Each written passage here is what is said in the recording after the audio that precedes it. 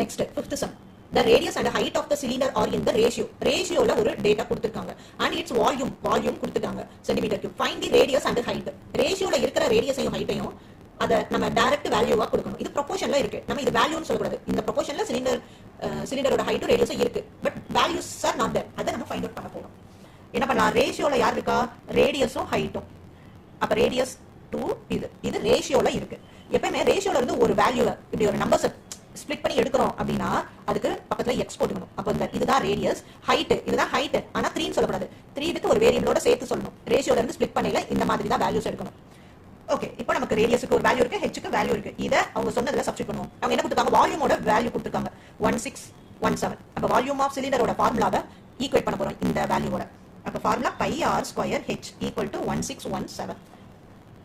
By value 22/7, R value இங்க இருக்கு நம்மட்ட 2x into 2x.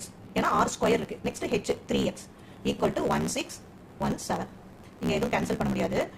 நியூமரேட்டர்ஸ் எல்லாம் மல்டிபிள் பண்ணலாம். 2 2 3 22 எல்லாம் மல்டிபிள் பண்ணோம்னா நமக்கு என்ன வரும்? 264 வரும்.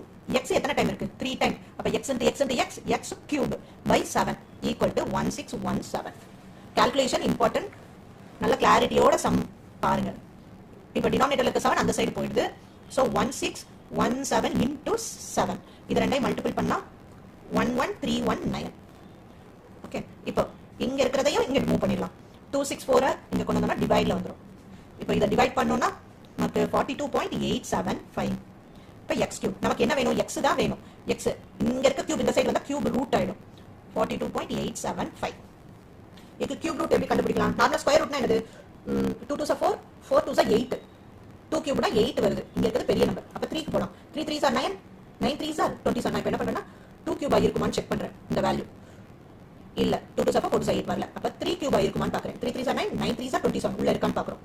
இல்ல அப்ப 4 போடுவோம். 4 4s 16, 16 4s 16 4s 64. இங்க அதை விட சின்ன நம்பர் தான் இருக்கு. அப்போ கண்டிப்பா என்னதான் இருக்கணும்?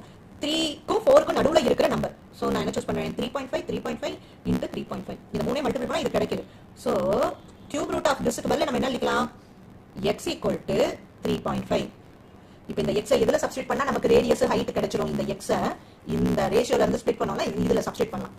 இப்போ ரேடியஸ் வேணும்னா 2 into x வேல்யூ 3.5. இத பண்ணா 7. ஹைட் வேணும்னா 3 into 3.5 பண்ணனா 10.5.